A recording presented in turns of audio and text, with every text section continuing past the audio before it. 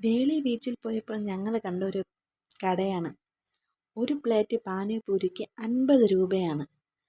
അത്യാവശ്യം നല്ല ക്വാണ്ടിറ്റിയിലൊക്കെയാണ് അവർ നമുക്ക് തരുന്നത്.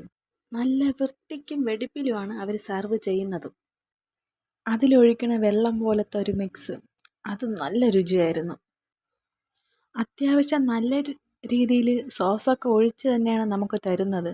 നമ്മൾ വീണ്ടും ചോദിച്ചാലും അവർ നമുക്ക് സോസ് ഒഴിച്ചു തരും.